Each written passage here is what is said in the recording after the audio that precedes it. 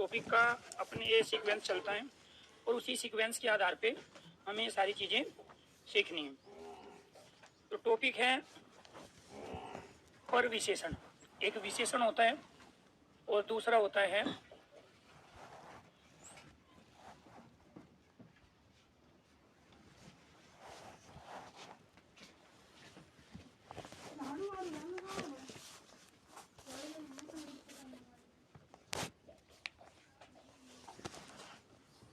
एक विशेषण होता है और दूसरा होता है परविशेषण। परविशेषण किसे कहते हैं? जो विशेषण या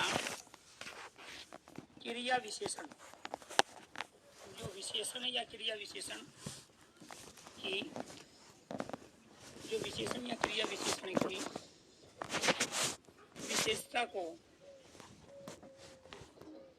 विशेषता को बताए वो परविशेषण कहलाता है।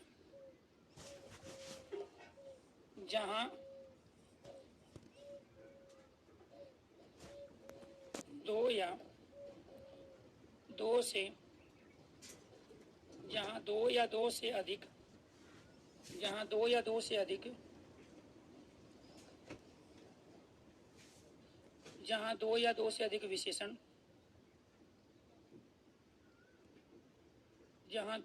अधिक विशेषण, एक साथ प्रयोग में लाए जाते हो तो पहले वाला विशेषण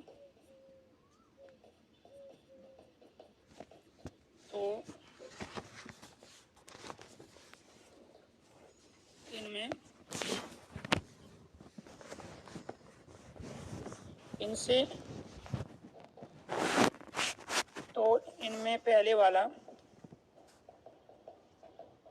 विशेषण परविशेषण कहलाता है। परविशेषण कहलाता है।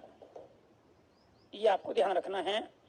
बहुत बार यहाँ से भी प्रश्न पूछे जाते हैं कि विशेषण क्या है और परविशेषण क्या है, विशेषण और परविशेषण में अंतर क्या है। जैसे मेरी माताजी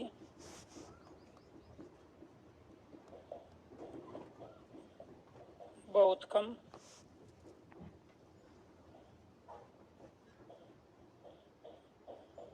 मीठा भोजन पसंद करती है।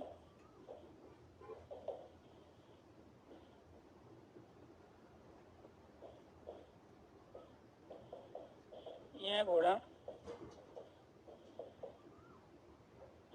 घोड़ा बहुत तेज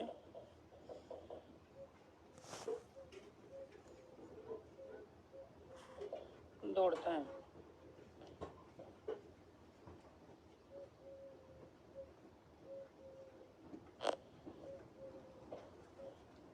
भारत में बनारसी साड़ी बहुत प्रसिद्ध है।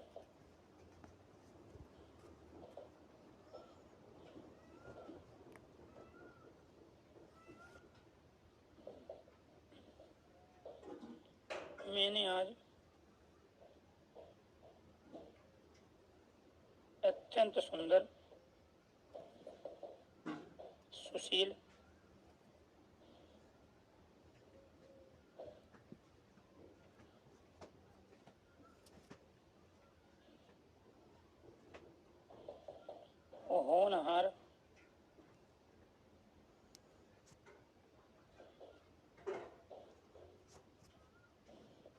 होनहार लड़की देखी।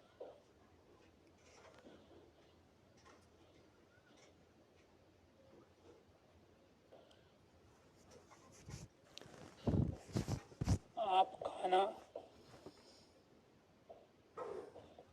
बहुत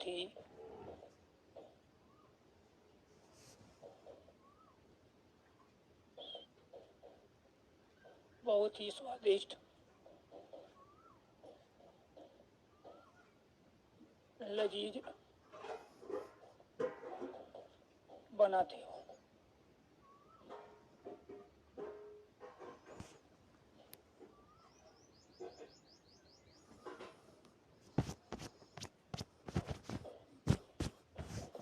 यह है गाय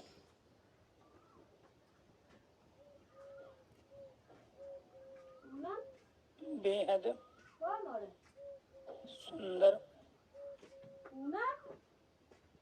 बेहद सुंदर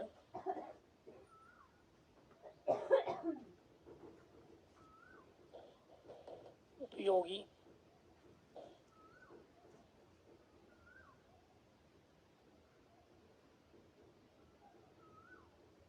लाभकारी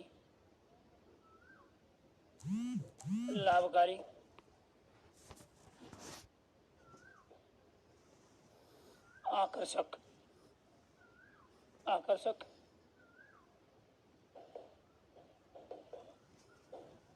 बछड़ों को जन्म देती है।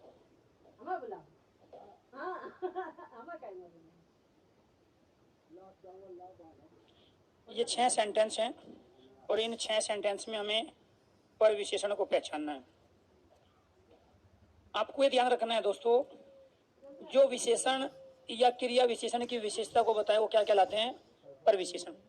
तो यहाँ आपको ध्यान रखना है, इसमें पर का अर्थ दूसरा है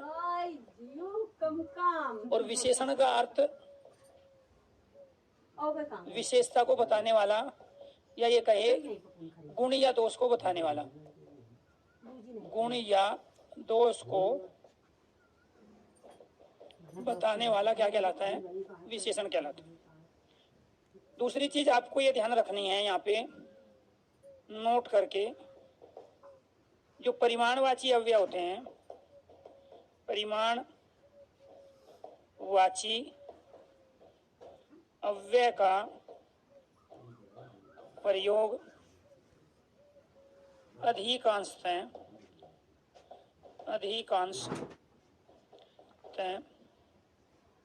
पर विशेषण के रूप में, पर विशेषण परिमाणवाची अव्यय का प्रयोग अधिकांशतः पर विशेषण के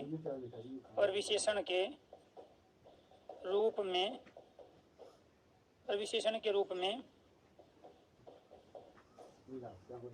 किया जाता है। ये चीज आपको ध्यान रखना है, क्योंकि पर विशेषण के रूप में इनकी जो दूसरे की विशेषता को बताता है। जहां 2 या 2 से अधिक विशेषण एक साथ प्रयोग में लाए जाते हो किसी सेंटेंस में, तो इनमें पहले वाला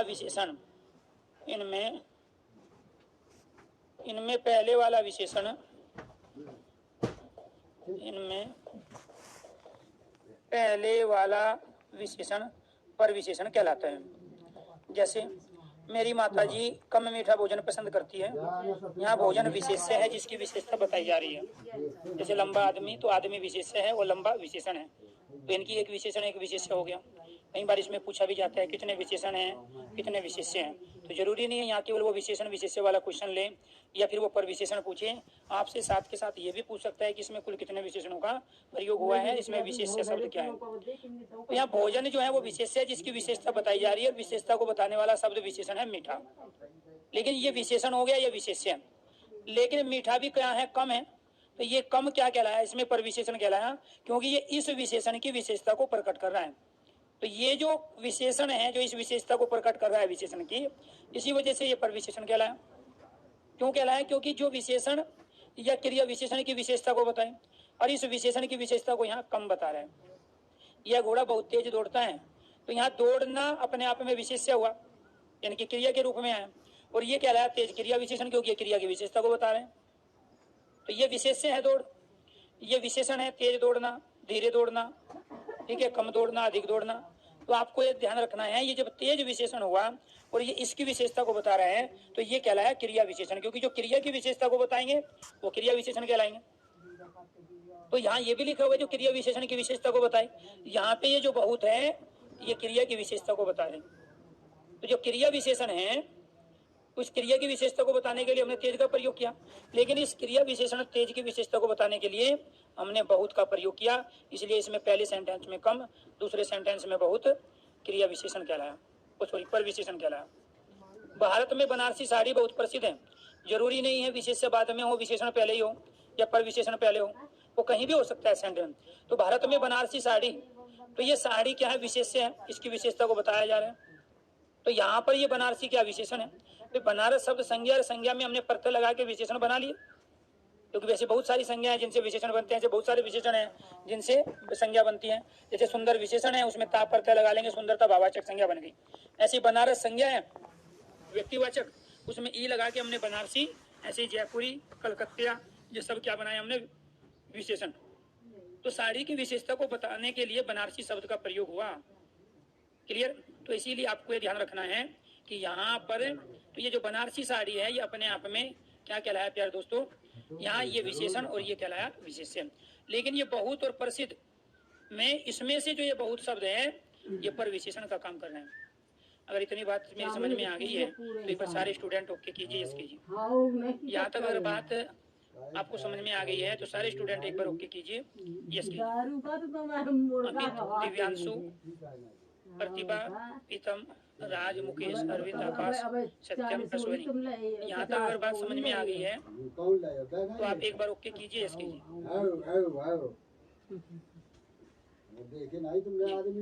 उमेश, शिव, सत्यम, हरिओम, अखिल, निखिल, सत्य, मुकेश, प्रसिद्ध अभिनेता, तो वो विशेषण है, क्रिया विशेषण है, अव्यय है, अनुपात है। नहीं क्लियर आपको। और यहाँ अगर ये विशेषण तभी होगा जब ये किसी की विशेषता को बताएगा, जैसे प्रसिद्ध व्यक्ति, प्रसिद्ध नेता, प्रसिद्ध किताब, प्रसिद्ध टीचर, ठीक है। तो ये प्रसिद्ध भी विशेषण है, लेकिन यहाँ जो इसमें लिखा है जो विशेषण या क्रिया विशेषण की विशेषता को बताए, यहाँ दो या दो से अधिक विशेषण एक साथ प्रयुक्त हो, तो इनमें से पहले वाला, तो इनमें क्या हुआ, 1, 2 और 3। तो ये जो बनारसी है ये अपने आप में क्या कहलाया, यहाँ पे विशेषण, इसकी विशेषता को बताने वाला। अब हमने फिर 2 विशेषण एक साथ लिए तो ये पहले वाला क्या कहलाएगा, पर विशेषण कहलाया। दूसरा क्या है, अभी आपको क्या लिखवाया गया कि परिमाणवाची अव्यय, परिमाण मतलब जो मात्रा को बताए, क्वांटिटी को बताए, और परिमाणवाची अव्यय क्या होते हैं, इनको हम परिमाणवाची अव्यय कहते हैं। जैसे थोड़ा, कम, ज्यादा, अधिक, बहुत, अत्यधिक, सर्वाधिक, अल्प, न्यून,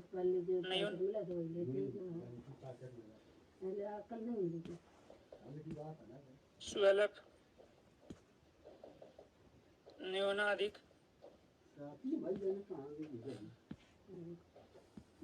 अधिकाधिक, अत्यंत।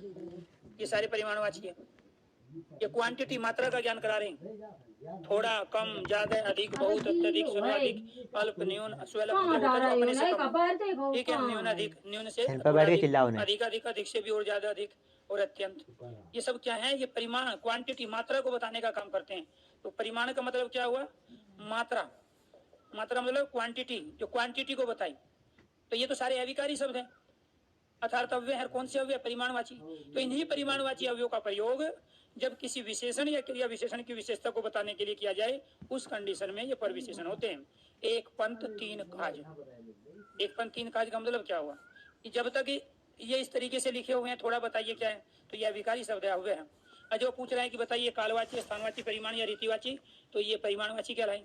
और जब इनका प्रयोग हम किसी की विशेषण या क्रिया विशेषण की विशेषता को बताने के लिए करें, उस कंडीशन में ये सारे के सारे पर विशेषण बन जाते हैं।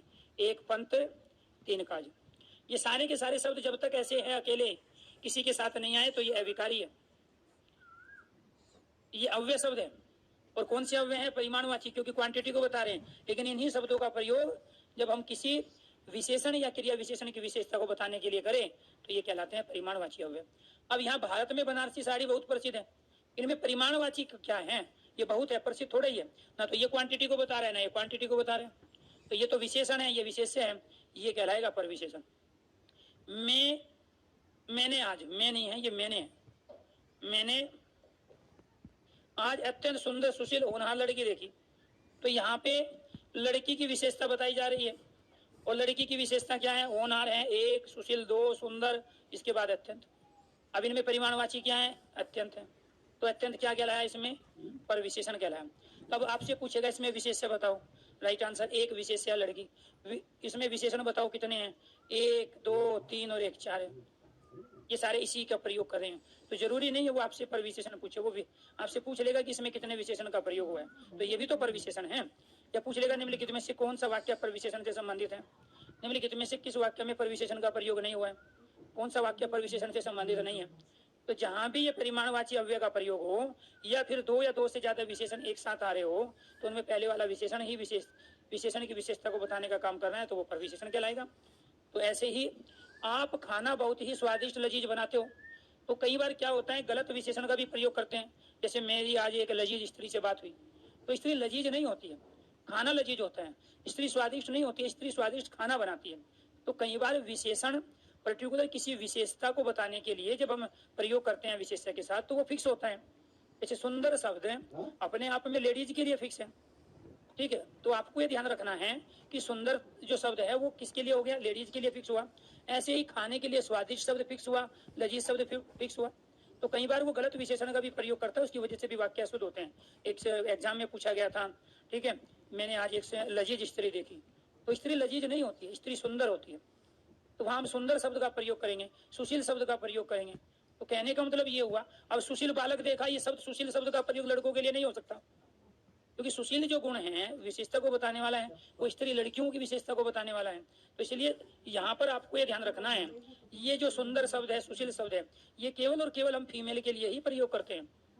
सुंदर बालक भी हो सकता है, बात ठीक है, लेकिन वहां उसके स्थान पे अगर हम अच्छा बालक कहें, श्रेष्ठ बालक कहे, उत्तम बालक कहे, अद्भुत बालक कहे, तो वो विशेषण ज्यादा प्रयोग करेंगे।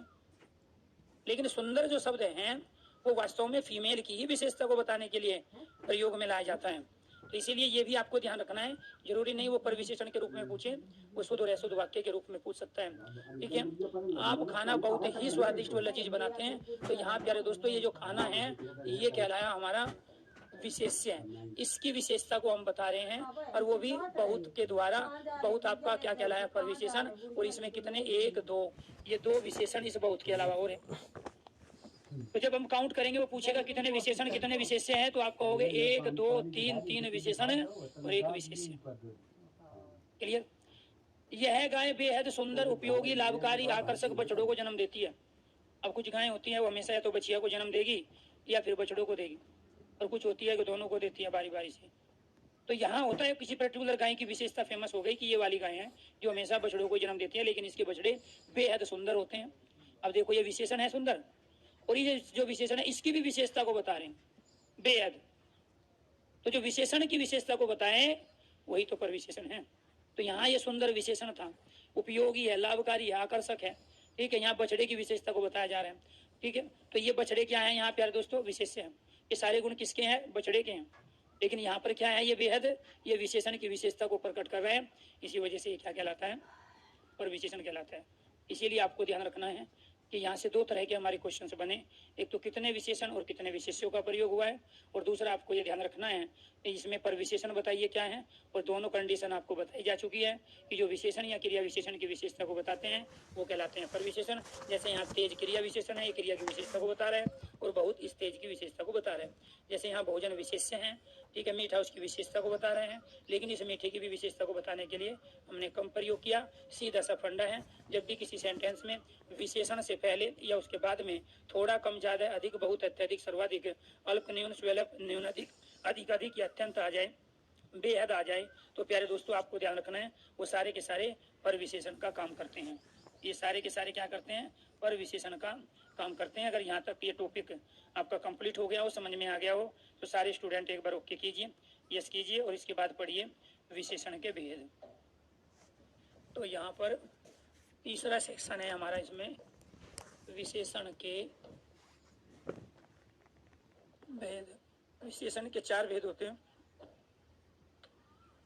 इनमें एक होता है गुणवाची विशेषण, गुणवाची विशेषण, दूसरा होता है संख्यावाची विशेषण,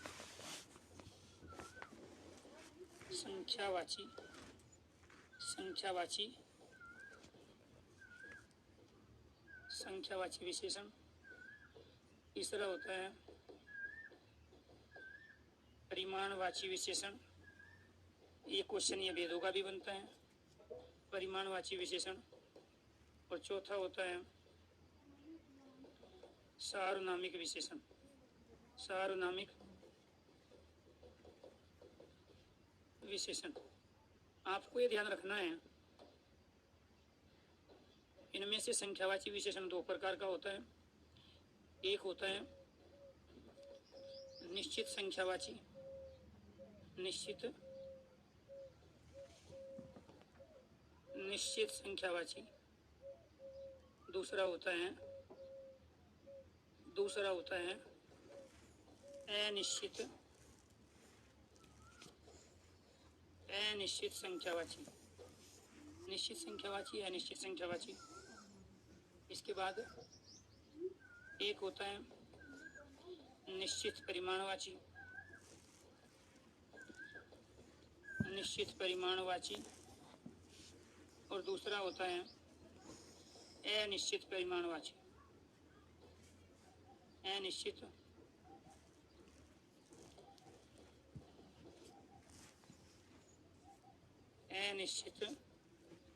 परिमाणवाची। ये है भेदों के क्वेश्चन। क्वेश्चन पूछा जाएगा विशेषण कितने प्रकार का होता है, तो राइट आंसर 4 ही है। इसमें किसी भी तरह का संज्ञा की तरह कोई भी विवाद नहीं है कि संज्ञा के भेद 3 होते हैं कि 5 होते हैं, तो राइट आंसर है। जब पूछा जाए कि संज्ञा के मूल भेद कितने होते हैं, तो राइट आंसर 3, एक जातिवाचक संज्ञा, व्यक्तिवाचक और भाववाचक। लेकिन जब पूछा जाए संज्ञा के कुल भेद कितने होते हैं, तो राइट आंसर 5। और 5 जो ऑप्शन होते हैं वो जातिवाचक, व्यक्तिवाचक, भाववाचक, इसके साथ समूहवाचक और द्रव्यवाचक संज्ञा। लेकिन आपको ध्यान रखना, जब ऑप्शन में 3 और 5 दोनों हो तो राइट आंसर हमेशा मैक्सिमम डिजिट ही ली जाती है, और जब ऑप्शन में 5 नहीं होगा तो राइट आंसर संज्ञा के भेद 3 होगा। लेकिन यहाँ पे ऐसा कोई भी विवाद नहीं है संज्ञा की तरह। यहाँ विशेषण के केवल 4 ही भेद होते हैं, कोई 5वां नहीं होता है। तो गुणवाची विशेषण होते हैं, संख्यावाची होते हैं, परिमाणवाची विशेषण होते हैं और सार्वनामिक विशेषण होते हैं। अब इनमें जो संख्यावाची विशेषण है वो 2 प्रकार का है, परिमाणवाची है वो भी 2 प्रकार का है। संख्यावाची वाची का मतलब होता है कहना या बतलाना, ठीक है। और संख्या का अर्थ होता है अंक, यानी कि जब हम अंकों को, काउंटिंग को बताते हैं, जब भी हम किसी विशेषण की विशेषता को बताने के लिए किसी संख्या का प्रयोग करते हैं, जैसे पहला व्यक्ति, दूसरा डिब्बा, तीसरी खिड़की, चौथा आदमी, तो इस तरीके से पहला, दूसरा, तीसरा, ये क्या है, संख्या को बता रहे हैं हम। तो जब भी हम संख्या के माध्यम से किसी की विशेषता को प्रकट करते हैं तो वो कहलाता है संख्यावाची विशेषण। लेकिन जब हम क्वांटिटी के बताते हैं, 2 किलो चावल, ठीक है, 1 लीटर दूध, तो ये जो लीटर और किलो है ये क्वांटिटी को बता रहे हैं। तो जो भी हमने यहाँ चावल और दूध प्रयोग किया वो विशेष है, उसकी विशेषता को बता रहे हैं। तो कहने का मतलब ये हुआ, परिमाण का मतलब हुआ मात्रा, और मात्रा को या तो तोला जाता है या फिर मापा जाता है। मात्रात्मक चीजें तो वही होगी ना जिसको हम तोलेंगे या मापेंगे। तो जिस विशेष्य को, जिसकी विशेषता बताई जाती है उसे विशेष्य कहते हैं। तो जिस विशेष्य को मापा या तोला जाता है वो परिमाणवाची है, और जिसको गिना जाता है वहां संख्यावाची विशेषण का प्रयोग करेंगे।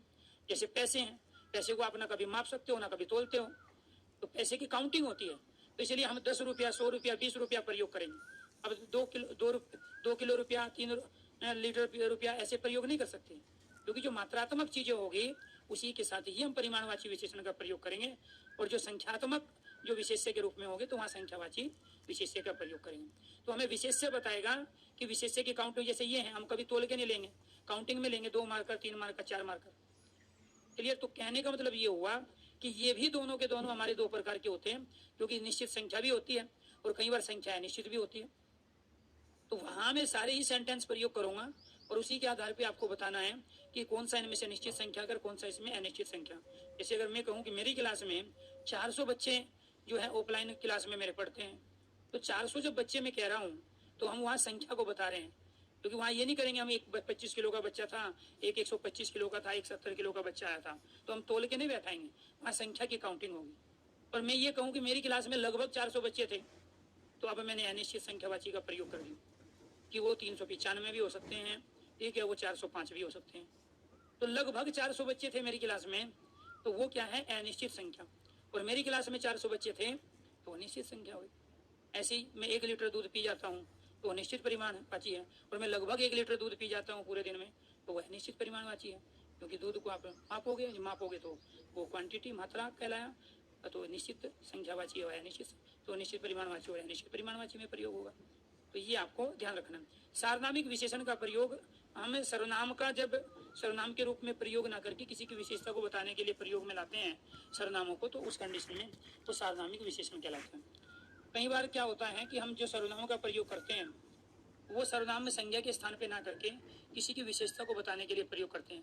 जैसे ये लड़का बहुत बुद्धिमान है, तो यहाँ लड़का ऑलरेडी संज्ञा का प्रयोग कर ही रहे हैं, यह लड़का है, तो ये तो निश्चित अपने आप में क्या कहलाया, सर्वनाम कहलाया। लेकिन यह लड़का बहुत होनहार है, यह लड़का बहुत ही बुद्धिमान है, ठीक है, यह लड़का अब की बार नौकरी पा जाएगा, यह लड़का बहुत परिश्रमी है, तो हम यहाँ पर इसके विशेषण के रूप में प्रयोग करें। वह गाय 10 लीटर दूध देती है, इसका मतलब बाकी नहीं दे रही, किसी एक की ओर इशारा करके कह रही, ये लड़की हमेशा क्लास में लेट आती है, ठीक है। तो वहाँ हमने यह वह ये वे का प्रयोग किसी संज्ञा के स्थान पे ना करके, सर्वनाम के रूप में ना करके किसी की विशेषता को बताने के लिए प्रयोग किया।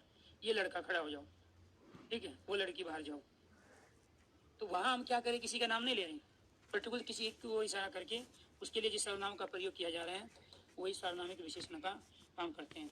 सर्वनाम संज्ञा के स्थान पे भी आते हैं, सर्वनाम संज्ञा के स्थान पे प्रयुक्त होकर किसी के लिए पर्टिकुलर संकेतात्मक रूप में भी प्रयोग होते हैं, और सर्वनाम किसी की विशेषता को बताने के लिए भी प्रयुक्त होते हैं। तो सर्वनाम कब रहेगा और सर्वनाम विशेषण कब बन जाएगा, उन तमाम कंडीशन को आपको सीखना है बारी बारी से।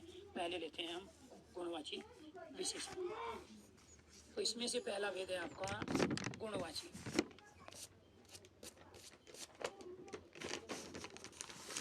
गुणवाची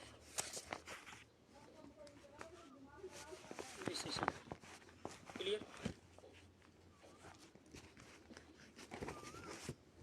गुणवाची विशेषण में गुण भी होंगे, दोष भी होंगे, दशा भी होगी, दिशा भी होगी, स्थिति भी होगी, आकार भी होगा, स्थान भी होगा, काल भी होगा। काल, रंग भी होगा, स्वाद भी होगा, स्पर्श भी होगा।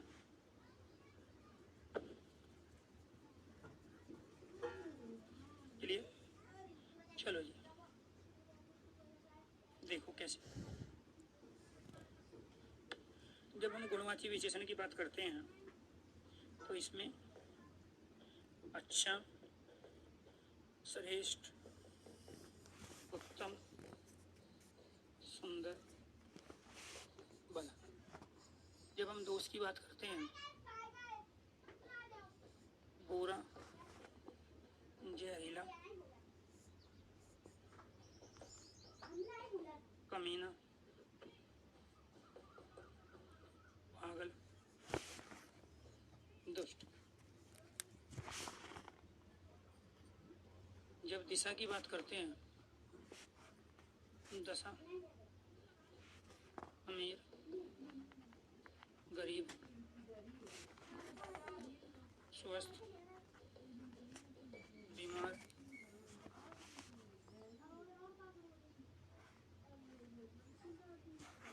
ये सब दशा है। दिशा पूर्वी, पश्चिमी, उत्तरी, दक्षिणी, प्राची, उदीची। स्थिति गर्मी, सर्दी,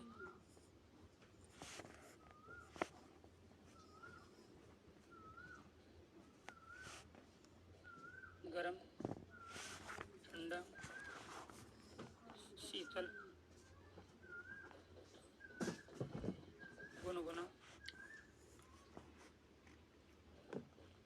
उष्ण,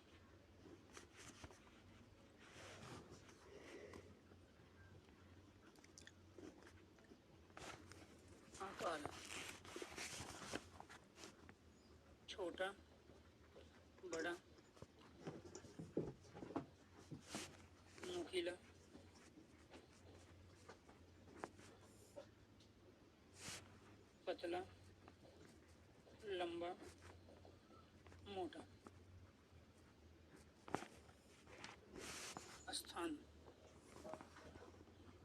बनारसी,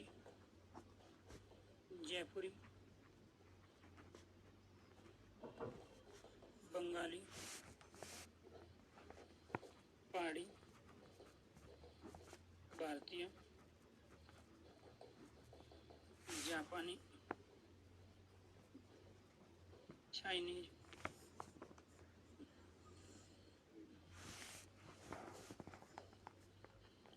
ये सब गुण हैं, ये दोष हैं, ये दशा हैं, ये दिशा हैं, ये स्थिति है, ये आकार है, ये सब स्थानों को बताने वाले विशेषण।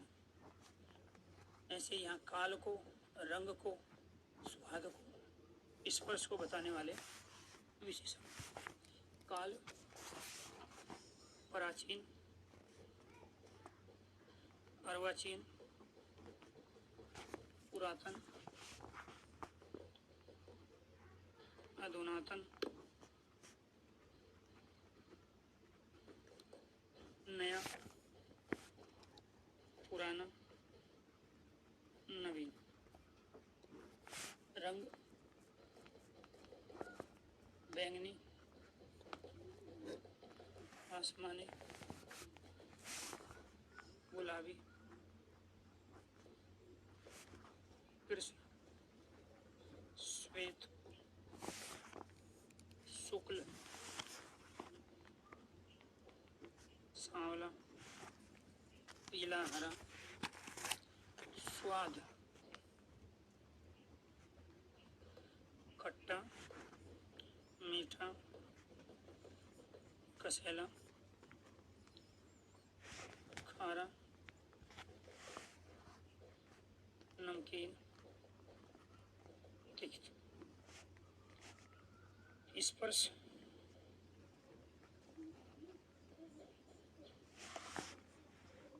खुरदरा, मुलायम, कठोर, खुरदरा, मुलायम, कठोर, खुरदरा, मुलायम, कठोर। रेशमी, मखमली, नरम। ये सब क्या है? स्पर्श। ये सारे के सारे हमारे क्या है? विशेषण हैं, और इनको कहते हैं हम गुणवाची विशेषण। आपको ये ध्यान रखना है प्यारे दोस्तों, गुणवाची विशेषण में केवल गुण ही नहीं होते हैं, दोष भी होते हैं। और साथ के साथ आपको ये भी ध्यान रखना है, जिनको हम गुण कह रहे हैं वो पॉजिटिव हैं, और जो दोष है वो सब नेगेटिव है। किसी भी इंसान के अंदर दो ही तरह के गुण होते हैं, एक पॉजिटिव होते हैं, एक नेगेटिव होते हैं। पॉजिटिव गुण कहलाते हैं, नेगेटिव वाले जो विशेषता को प्रकट करते हैं उनको हम दोष के रूप में प्रयोग करते हैं। तो यहाँ आपको ये ध्यान रखना है कि इन्हीं सब गुणवाची विशेषणों से हम बहुत सारी भाववाचक संज्ञाओं का निर्माण कर लेते हैं। और बहुत सारे एग्जाम ऐसे होते हैं जहाँ पर जानबूझ के, बाकी डायरेक्ट विशेषण से कोई दूसरा क्वेश्चन संज्ञा से नहीं पूछा जाता, विशेषण से भाववाचक संज्ञा का निर्माण और भाववाचक संज्ञा से या संज्ञा से विशेषण के निर्माण, यही क्वेश्चन पूछा होता है। सिलेबस में डायरेक्टली लिखा भी होता है। जैसे अगर एमपी पटवारी की बात करें वहाँ पे भी ये क्वेश्चन आता है, यूपी पैट की बात करें वहाँ भी क्वेश्चन आता है, हरियाणा में सीईटी की बात करें वहाँ भी ये भाववाचक संज्ञाओं से विशेषण और विशेषणों से भाववाचक संज्ञा का निर्माण।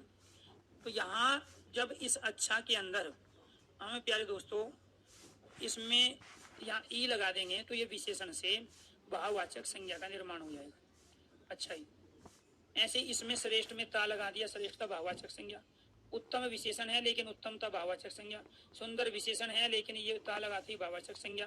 भला विशेषण है लेकिन इसमें ई लगाते ही भाववाचक संज्ञा का निर्माण हो गया।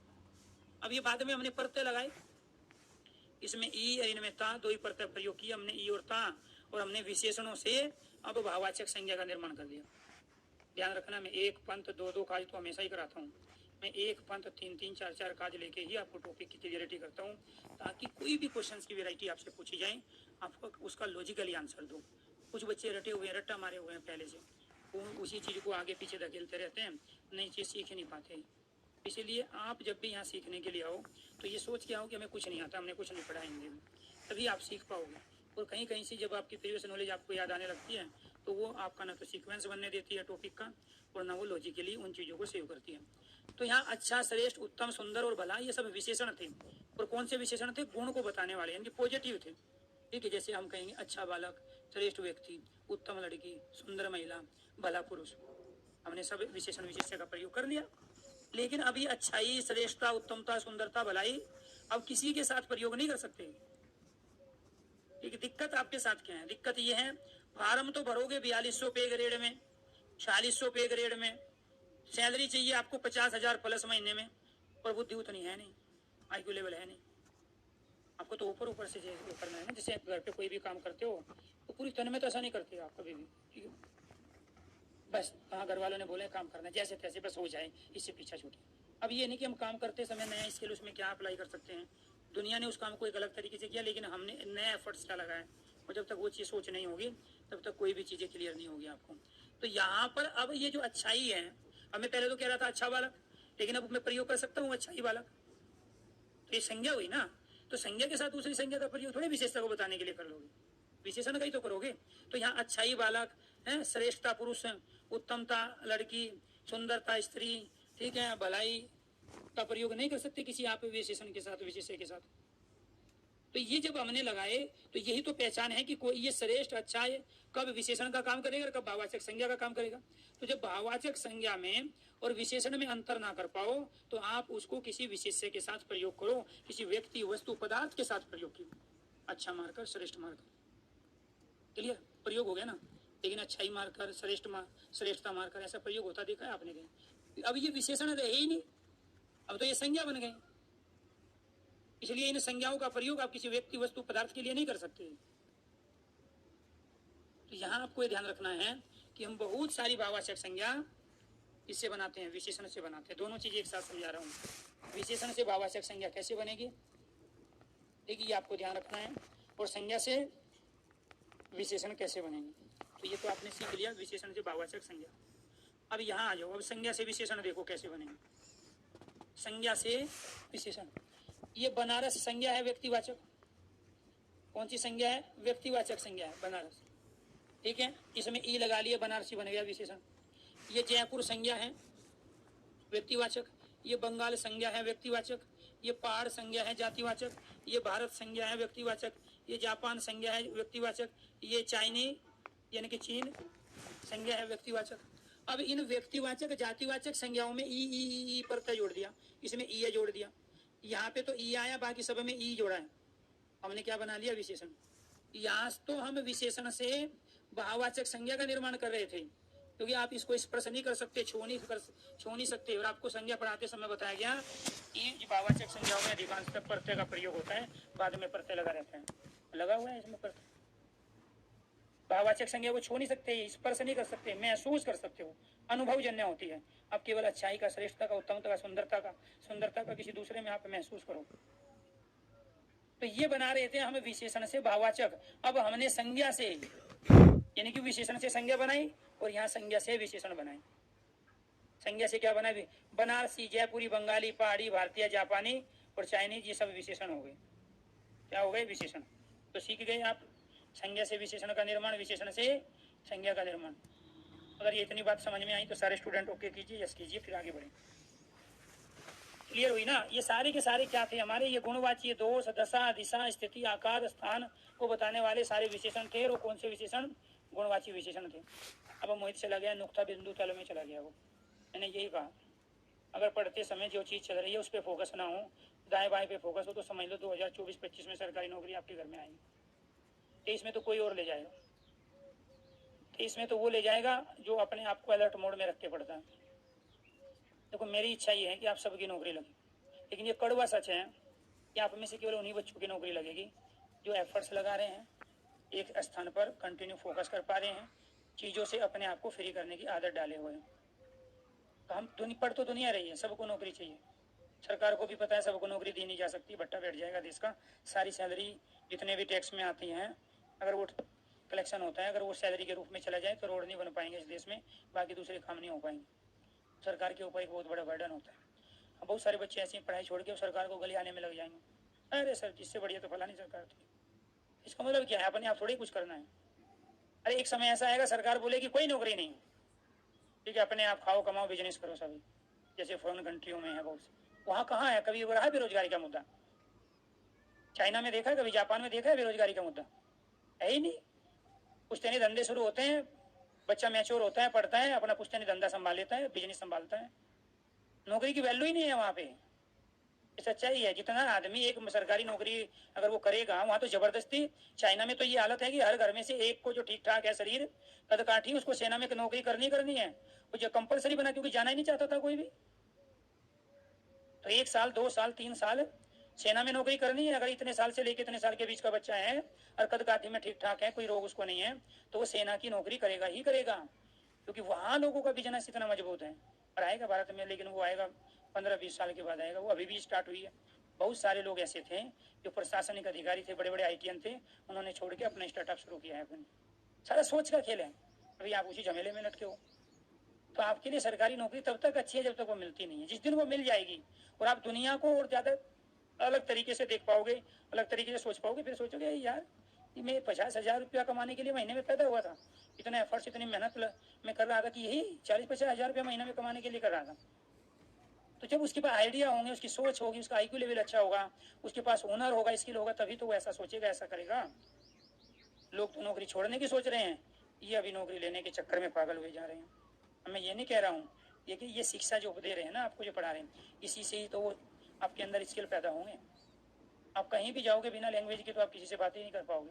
तो इसीलिए थोड़ा सा ये, जब आप अपने ऊपर पेपर, सर जी पेपर नज़दीक आ गया, पता नहीं क्या करे सर, ठीक है पढ़ने में मन नहीं लग रहा है सर, तनाव हो रहा है सर। आपको नौकरी लेने में तनाव हो गया। लोगों को तो नौकरी छोड़ते समय सोचना चाहिए 10 बार। घर वाले भी कह रहे हैं नहीं छोड़, फिर लड़का सोच रहा है नहीं यार इस चीज़ के लिए थोड़े आए थे। सारा खेल सोच का है।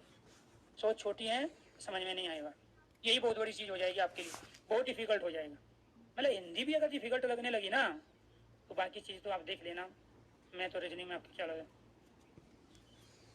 हाँ बिल्कुल बहुत अच्छी बात है। तो ये आपको ध्यान रखना है बेटे, किसी के पास नहीं होता है पैसा, ये कमाना पड़ता है, ठीक है। पहले ये जो हाथ हैं, ये सारे जो शरीर में मसल्स हैं ना, इनको घिसना पड़ता है, और जब ये घिस जाते तो अपने आप आ जाता है। अभी तो शुरुआत हुई है। दिक्कत यहाँ हमारे यहाँ यही है सबसे बड़ी, हम होश संभाले नहीं, पैसा पैसा पैसा होने लगता है, नौकरी नौकरी। मैं अपना एक एग्जांपल दे देता हूँ आपको, शायद आपको कुछ सीख मिल जाए, कुछ आंखें आपकी खुल जाए। मैं शरीर में दुबला पतला था अपने साथ वाले बच्चों के मुकाबले। जो मेरे साथ जिन्हों 8, 9, 10, 11, 12 में जो पढ़ रहे थे, बाकी सबकी हाइट मेरी हाइट से थोड़ा ज़्यादा थी, मेरे वेट से उनका वेट ज़्यादा था, शरीर में बिल्कुल ठीक ठाक थे। मैं बचपन में थोड़ा बहुत बीमार रहा, ठीक है, तो उस वजह से मेरा, हालांकि मेरा छोटा भाई भी मेरे से हाइट में भी बड़ा है ना, लंबा चौड़ा है, मेरे घर में सारे मेरे से लंबे चौड़े आदमी हैं, ठीक है। तो कुल मिला के बात ये रही थी कि बचपन में कुछ ऐसी बीमारी रही होगी या ध्यान नहीं दिया होगा, होता है बच्चे की आदत पे, ठीक है। तो मैं दूध नहीं पीता था, सब्जी बहुत लेट खाना शुरू किया, तो उस तरह से कई बार क्या होता है शरीर के अंदर वीकनेस रह जाती है। अब मेरे साथ के जितने थे वे हट्टे कट्टे थे, उन्होंने 10th की, कुछ 10th करके जो है भर्ती हो गई, कोई चला गया सीएसएफ में, सीआरपीएफ में, बीएसएफ में, आईटीबीपी में, कुछ चले गए यूपी पुलिस में, कुछ दिल्ली पुलिस में, और ज्यादा चले गए आर्मी में। क्योंकि उस समय 1999 में कारगिल की लड़ाई हुई थी, उस समय आर्मी में फटाफट भर्ती हुई थी, देश को आवश्यकता थी और माहौल पहले से बन चुका था। तो कहने का मतलब उस समय जब भी किसी ने 2000 और 2004-5 तक जिन्होंने भी 10th 12th कर ली थी, उनको आर्मी में और इनमें फोर्स में काफी अच्छा मौका मिला। समझने की कोशिश करना, मैं क्या आपको सिखाना चाहता हूँ। तो चूंकि मेरे पास हाइट नहीं थी, जो हाइट वहाँ 170 चाहिए थी, उससे 2 इंच मेरी कम थी, 168 थी, ठीक है। बाद में जाके 170 हुई, ठीक है। दूसरे वेट नहीं था उस तरह का फिजिकल नहीं था, उस तरह का बॉडी का स्ट्रक्चर भी नहीं था कि वो फिजिकल अच्छे से कर पाएंगे। अब मैंने कभी सपना देखा ही नहीं, आदमी सपना तो उस चीज का देखा ना जब उसके जैसा वो होगा। अब उन्होंने सपना देखा क्योंकि उनके रिश्तेदार, उनके पड़ोसी हर गांव से उनमें भर्ती हो रहे थे, आईटीबीपी में, सीएसएफ में, आर्मी में, इनमें भर्ती हो रहे हैं, फोर्स के अंदर, ठीक है। दिल्ली पुलिस, यूपी पुलिस, बाकी किसी स्टेट की पुलिस में भर्ती हो रहे थे, इसलिए उन्होंने अपना एम बनाया उसको, और वो सारे सक्सेस भी हो गए। तो मेरे साथ के 12th करने वाले मेरे गाँव के मैक्सिमम मेरे साथ ही कोई आर्मी में चला गया, कोई पुलिस में भर्ती हो गया, ऐसे रिश्तेदार में हो गई। मेरी हम उम्र के जो मेरे साथ पढ़ते थे, जिन्होंने मेरे साथ 10, 12, 11 की है, वो मैंने मेहनत की।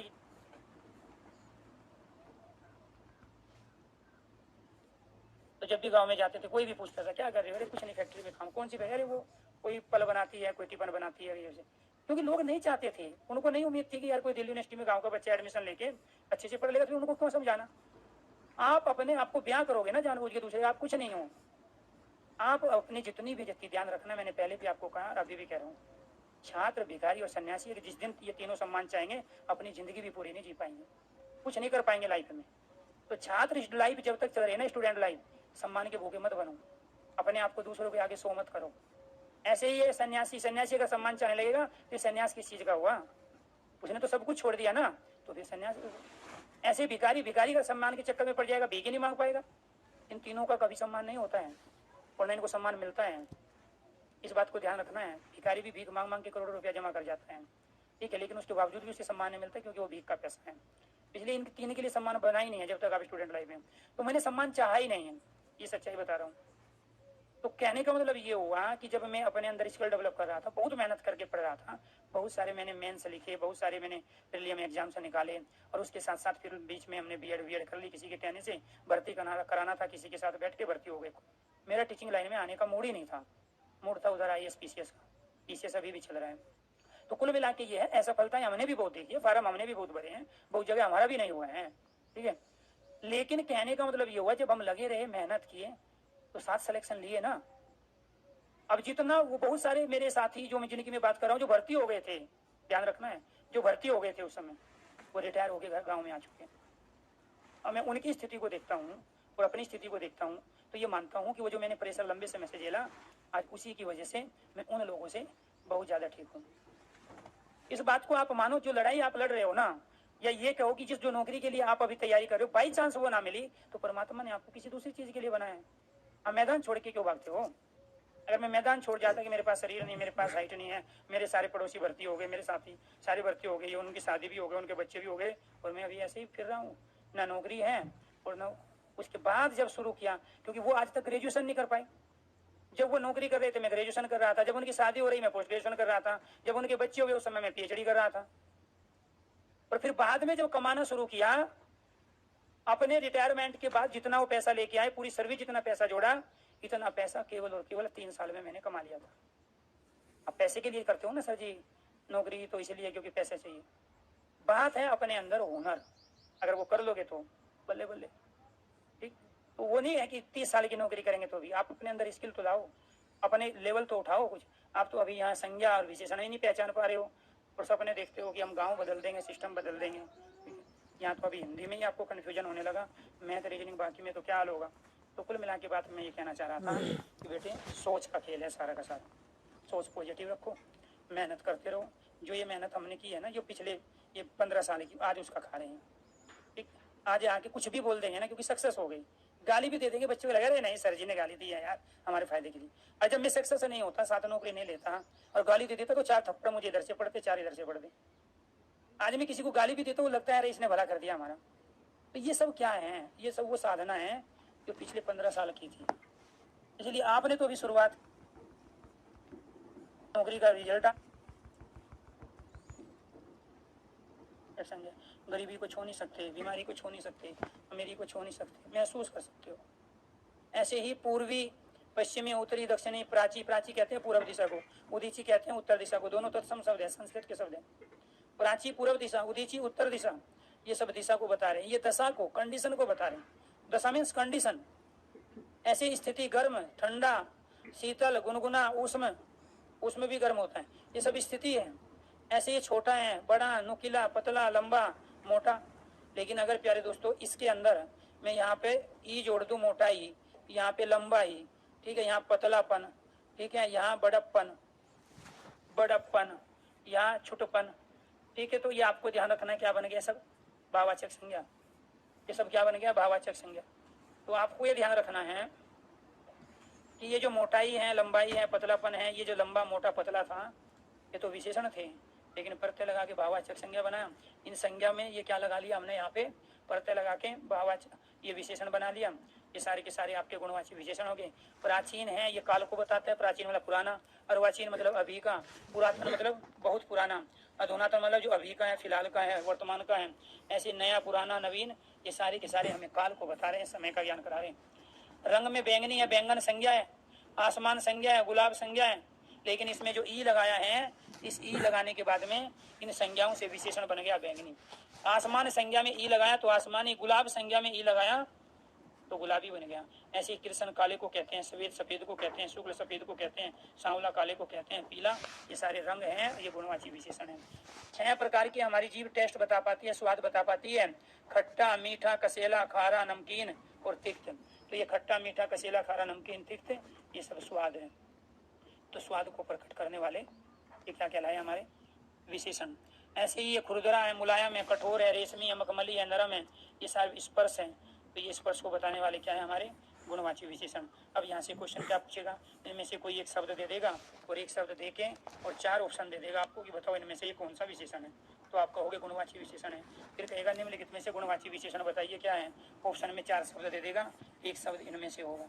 इस तरीके से क्वेश्चन फिर पूछा जाएगा सेंटेंस देके, और सेंटेंस देके जो गुणवाची विशेषण है वो कराऊंगा मैं कल। आज के लिए इतना ही। सभी दोस्तों को नमस्कार, धन्यवाद।